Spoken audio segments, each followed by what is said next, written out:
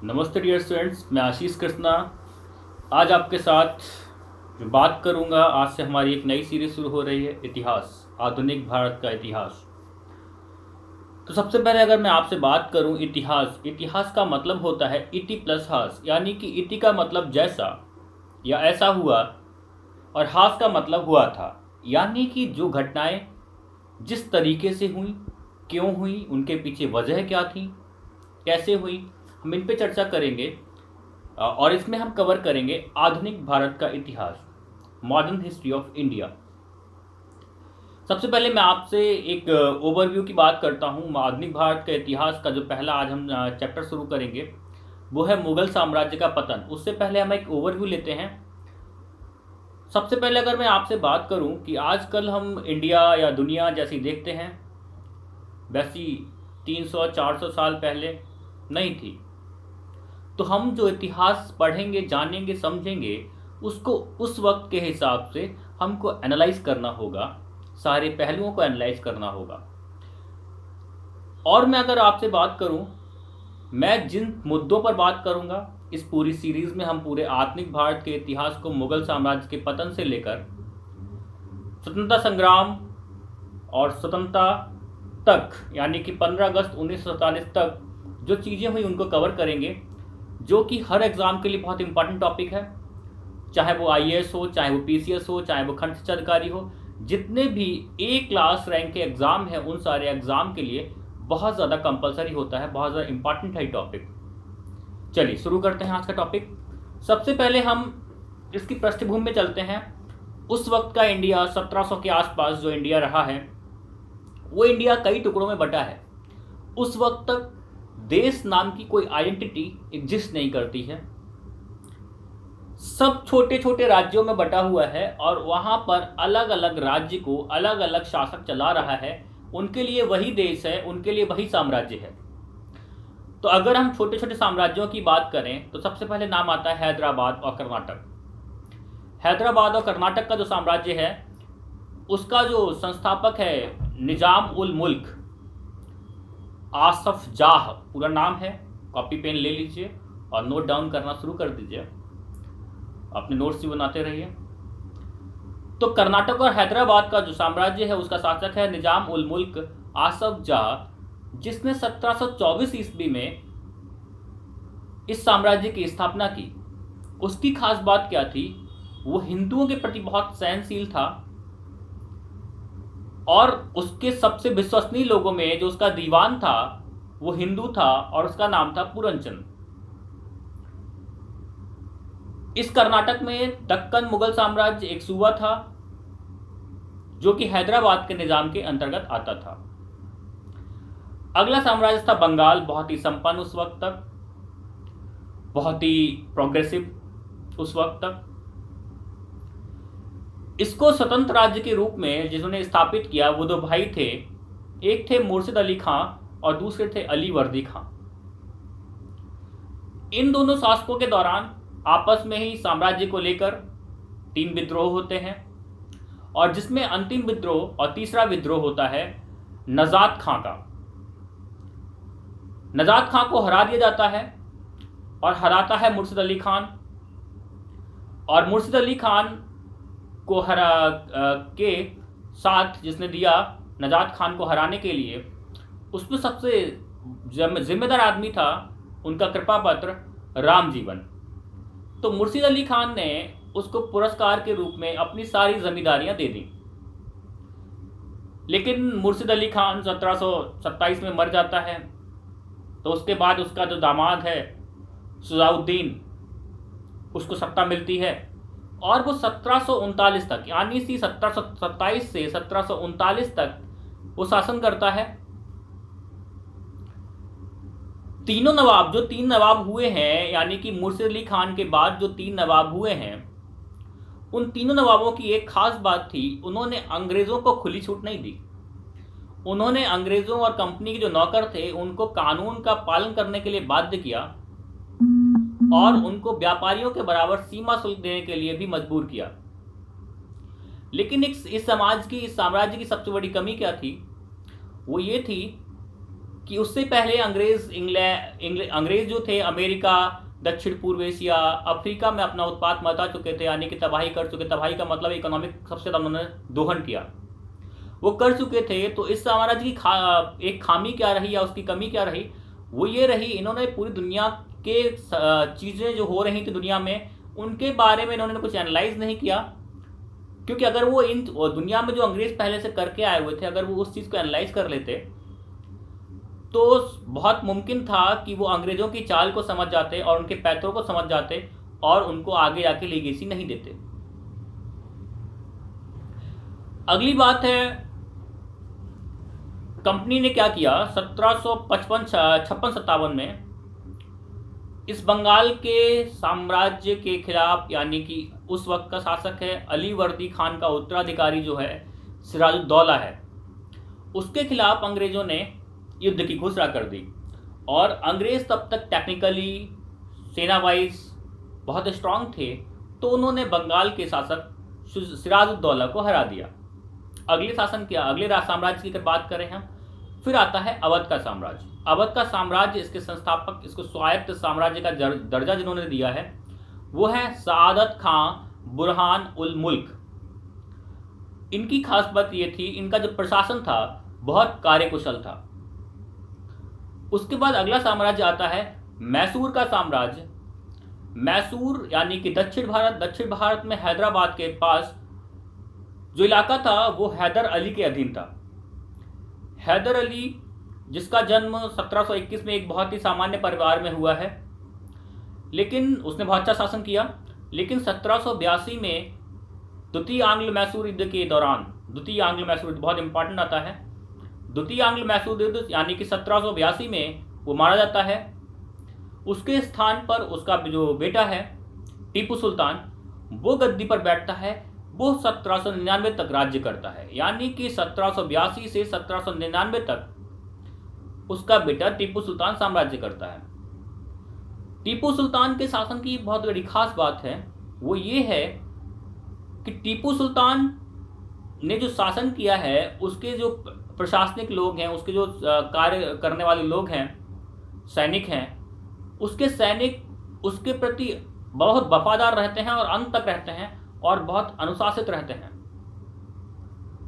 उसकी एक बहुत प्रसिद्ध युक्ति है, ये पूछी भी जाती है कि ये युक्ति किसकी है। वो उक्ति ये है कि शेर की तरह एक दिन जीना बेहतर है, लेकिन भेड़ की तरह लंबी जिंदगी जीना अच्छा नहीं है। ये टीपू सुल्तान की युक्ति है और ये टीपू सुल्तान इसको बहुत ही फॉलो भी करता है।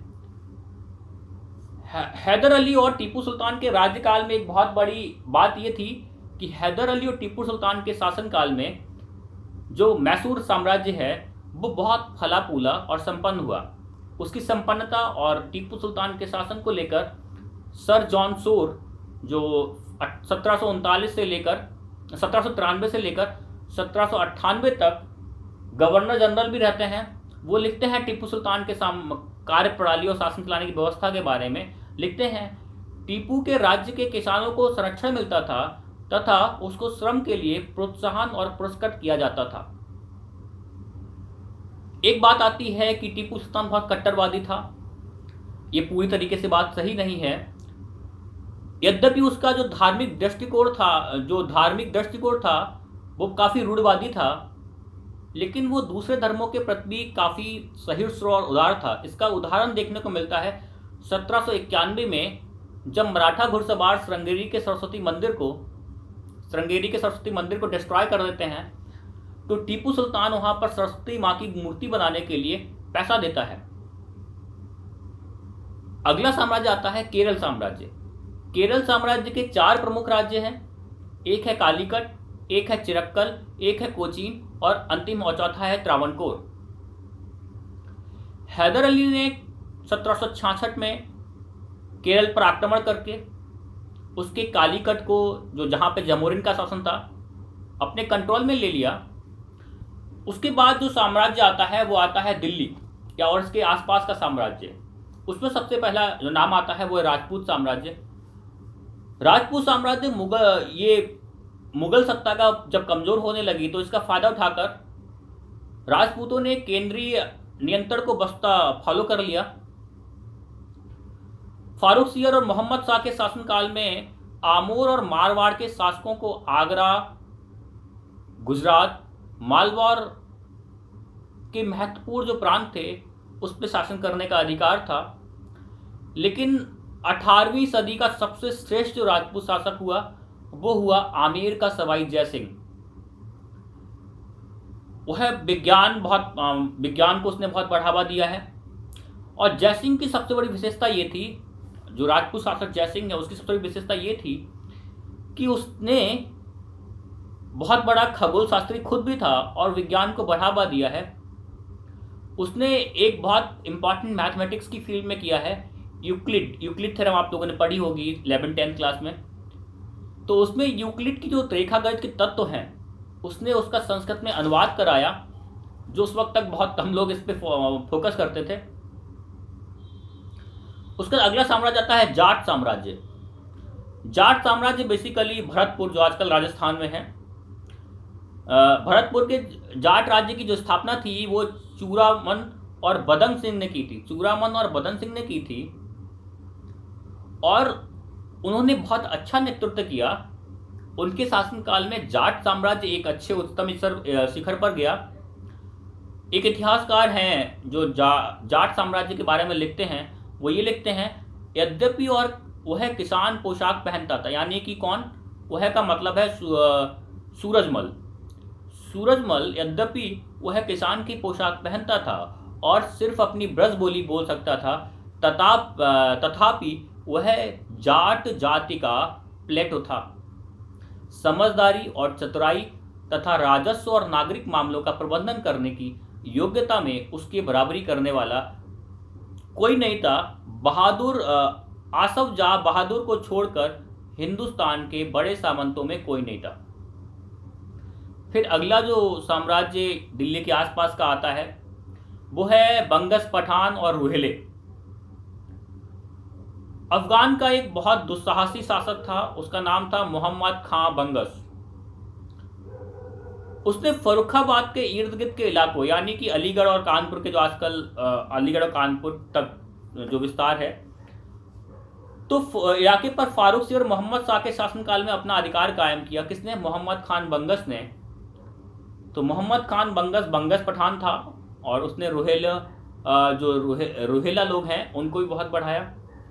अगला साम्राज्य जो दिल्ली के आसपास आता है वो आता है सिख साम्राज्य। सिख धर्म की शुरुआत गुरु नानक जी ने की थी 15वीं शताब्दी में। उन्होंने एक काम किया है कि अंग्रेजों से पंगा लेने के लिए या उनके बराबर खड़े होने के लिए, उनको सबक सिखाने के लिए उन्होंने लोगों को ट्रेन किया, सिख लोगों को ट्रेन किया। और यह काम गुरु गोविंद सिंह ने आरंभ किया था, ठीक है ना। तो उनके गुरु गोविंद सिंह जी के नेतृत्व में सिख जो पूरी एक फौज के रूप में तैयार हो गई। तो बंदा सिंह एक और नाम आता है सिख साम्राज्य में, बंदा सिंह। गुरु गोविंद सिंह की मृत्यु के बाद बंदा सिंह ने उस पूरे फौज, यानी कि जो ट्रेनिंग पूरी नर्सरिंग है, उसकी जिम्मेदारी ली।